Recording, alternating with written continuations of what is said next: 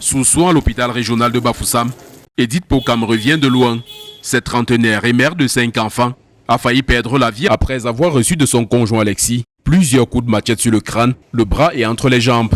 Tout est en effet parti d'une dispute au cours de laquelle Alexis lui demande de faire ses bagages. Je me lève et je lui dis, en venant dans cette concession, je ne suis pas venu avec un enfant. S'il y a un enfant que tu vois que ce n'est pas le tien, tu me dis, j'arrête la main de cet enfant-là, je m'en vais avec l'enfant.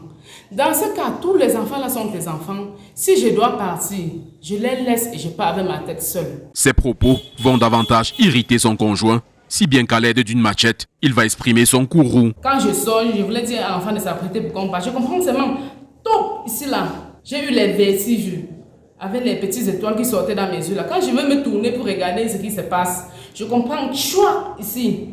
J'arrête comme ça, je vois c'est le sang. Je dis que oui, pendant que j'envoie la main, quand j'envoie la main pour arrêter encore la blessure qu'on a fait sur ma tête. C'est là où je comprends, chouak encore, ça fend tout mon bras. Là, mon corps tourne. Je vais fuir maintenant, c'est là où il me pousse avec son pied et là je tombe en arrière. Quand je tombe là, je perds connaissance. Et quand je perds connaissance, c'est comme ça qu'il travaille sur moi avec la machette. Il me lime avec la machette. La dispute entre le couple, habitant le quartier Tungang dans l'arrondissement de Bafoussam 2e, a déclenché à cause de ce que le mari considérait comme la négligence de son épouse dans la prise en charge de leur fils aîné malade. Mais il y avait surtout une affaire de grossesse que le mari disait ne pas être de lui. Comme elle est partie avant de retourner, on me dit qu'elle est enceinte. Ça, c'est là où les problèmes ont commencé.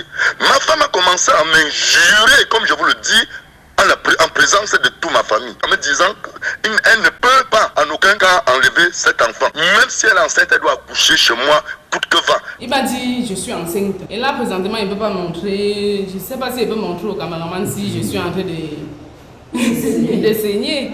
Après son forfait, Alexis a adressé un message vocal à sa belle famille dans lequel il dit regretter amèrement son acte et sollicite leur soutien pour surmonter le choc qu'il traverse. Je suis entièrement désolé. Je suis même hanté à la minute là où je te parle là. Pardonnez-moi pour l'acte, même si on ne peut jamais me comprendre, mais je vous mets mes genoux par terre pour vous dire pardon. En attendant la suite que la belle famille va lui réserver, cet homme tradit praticien de profession a été interpellé et placé en garde à vue.